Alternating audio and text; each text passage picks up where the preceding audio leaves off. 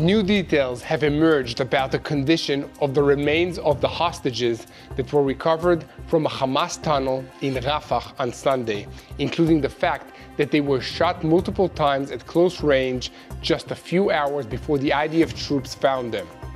The IDF continues to clear Hamas tunnels and terrorist infrastructure in Gaza City, while also continuing to carry out security sweeps in Judea and Samaria, while defending the northern border from Hezbollah rocket attacks.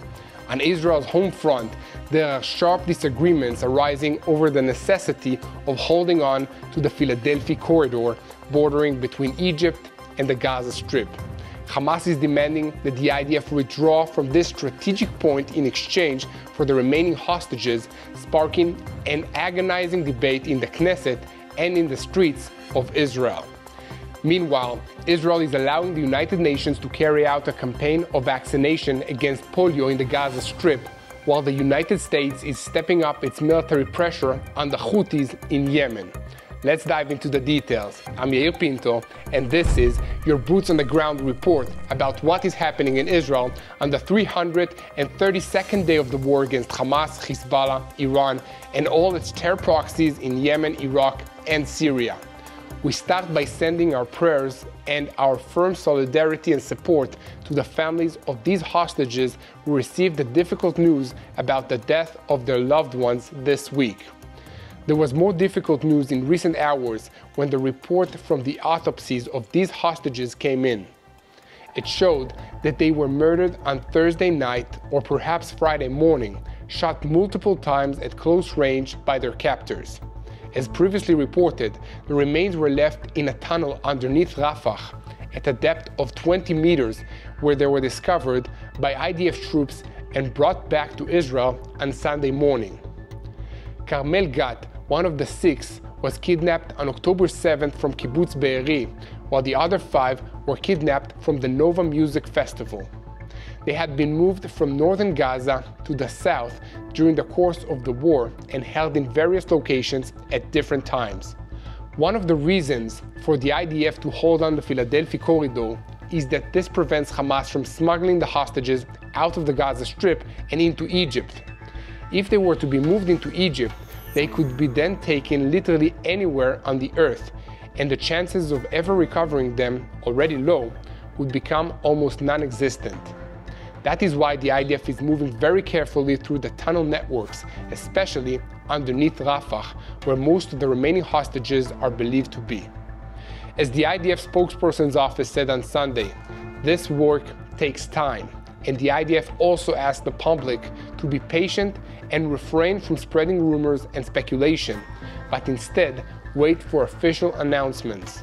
I certainly don't want to spread rumors, but I have some thoughts of my own about what this all means.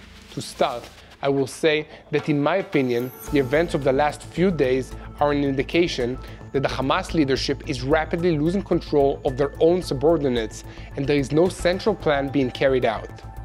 One squad of terrorists abandons the hostage under the supervision, and he is found a few hours later by IDF troops. Another squad brutally executes the hostages that they are holding as the IDF is closing in to rescue them.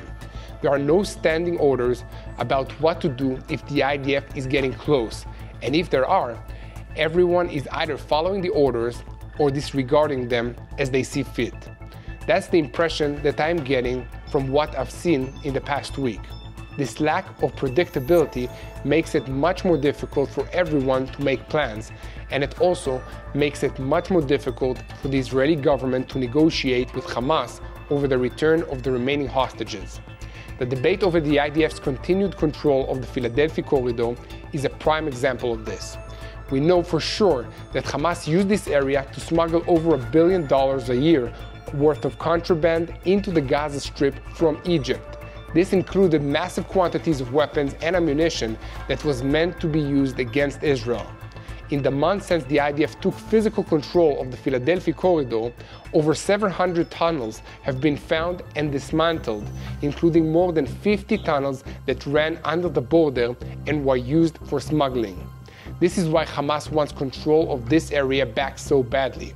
It's also a reminder that Egypt has been either unwilling or unable to stop the smuggling from its side of the border.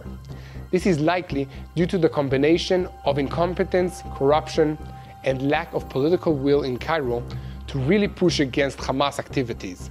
With all of this in mind, controlling the Philadelphi Corridor gives Israel a major strategic advantage because it allows the IDF to prevent the smuggling of weapons, money, people, narcotics, and other contraband into and out of the Gaza Strip. This is the reason given by Prime Minister Benjamin Netanyahu for standing firm in his refusal to agree to the Hamas demand that the IDF withdraw from the Strip in exchange for the release of more hostages. On Sunday, he made a statement regarding the negotiations saying, "There are several goals. One of them is the release of a maximum number of hostages already in Phase A. Minister of Defense, I want to return all the hostages just as much as you do. I fought for the return of the hostages, but as soon as we start giving up essential things, Hamas will ask for more. We are in a war of existence, and Gaza will not be what it was if we control it. It is a political issue, and there will be a huge pressure against us if we want to go back after withdrawing." On that note, a report this week in the Washington Post news portal said that the United States has held discussions with the mediators from Egypt and Qatar about President Biden's intention to present Israel and Hamas with a take-it-or-leave-it deal. According to a senior U.S. official quoted in the report, the wording presented in the proposal will be final, which means that if the parties refuse to accept it, it will mark the end of the U.S.-led negotiations. It is impossible to continue negotiating, this official said. This process must be stopped at some point. He further added that the United States, Egypt, and Qatar were working on this final proposal before the remains of the 6 hostages were found. Here at TBN Israel, we will continue to update you on developments moving forward, but we would like to invite you to receive updates in real time by visiting our website at www.tbnisrael.com/news. You can also look for us on all of your favorite social media platforms. Just search for TBN Israel and follow us on these platforms to receive regular news updates. Getting back to the events in the Gaza Strip, fighting has continued there as residents reported an attack on a house in the El Sabra neighborhood south of Gaza City.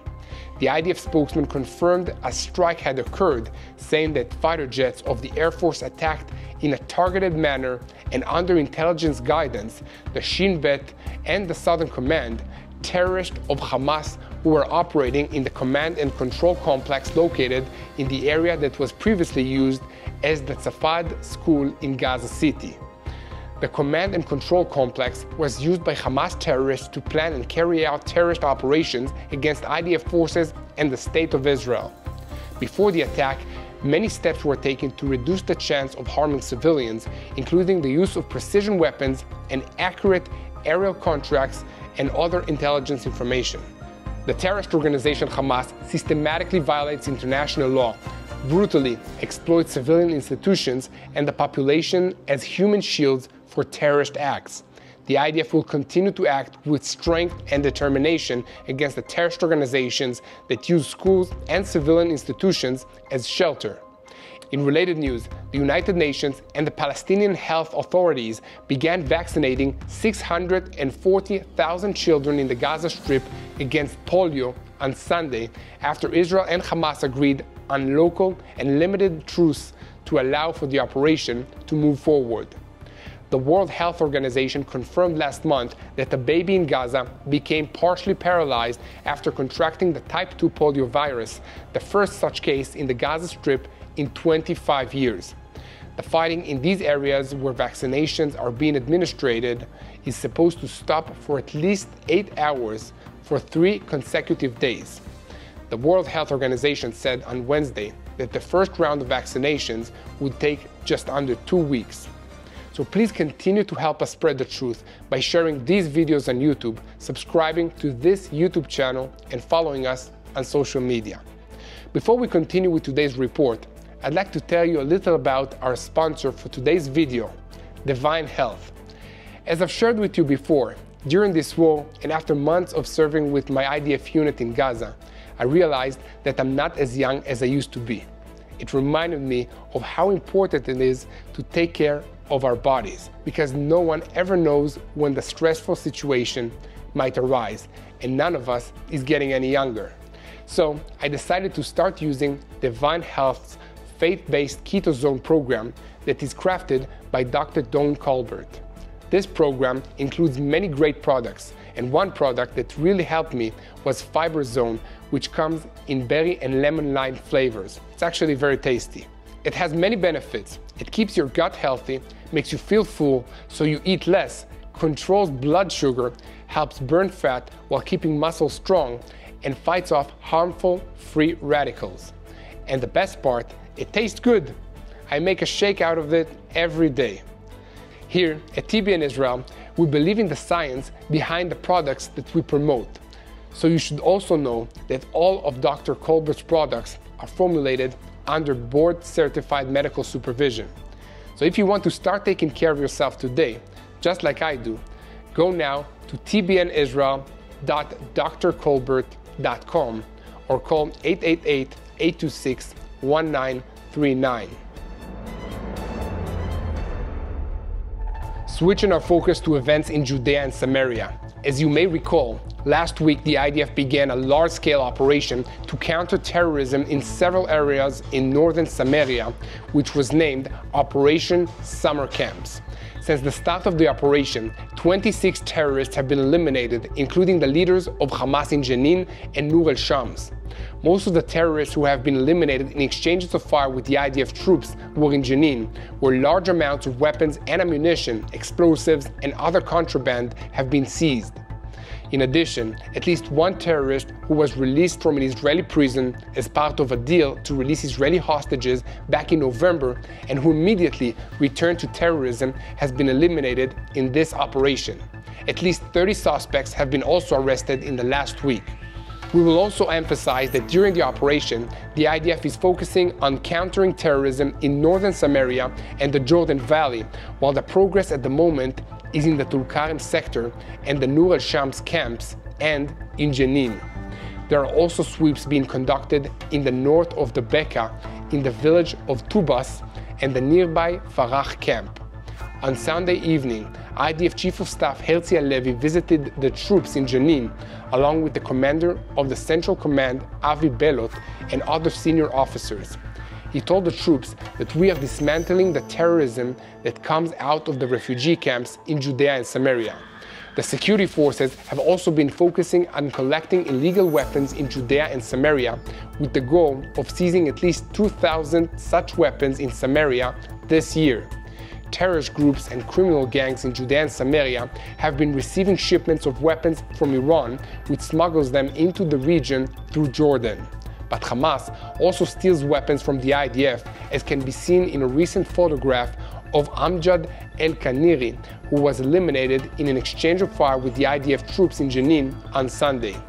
In the photograph, El-Kaniri is seen carrying a rifle with Hebrew lettering on the strap, indicating it was formerly the property of the IDF. Of course, this security operation in Judea and Samaria has aroused a great deal of attention in international media, most of it very critical of Israel and sympathetic to Palestinian civilians caught in the crossfire between the IDF and the terrorists. Here at TBN Israel, we will continue to spread the truth about this situation, and we ask you to help us by sharing this video on YouTube, subscribing to this YouTube channel, and reach more people with the truth from Israel. Take a moment to click the follow button so that you will never miss an update from this region. Switching our focus once again to the battle on Israel's northern border, the Israeli Air Force continues to pound Hezbollah rocket launchers and other military infrastructure in southern Lebanon. Airstrikes on Sunday hit Hezbollah targets in the areas of Bet Laif, Ataibe, and El Adaisa, while artillery fire was directed at targets in the areas of Kfar Suba and Shiba in southern Lebanon. One IDF soldier was moderately wounded in an accidental fall in the area of Kfar Yuval. He was hospitalized and is expected a speedy recovery.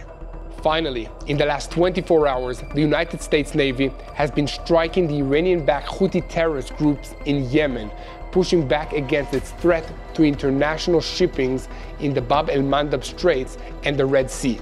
A statement by U.S. Central Command said that Houthi attack drones in the air and on the sea had been destroyed in these operations.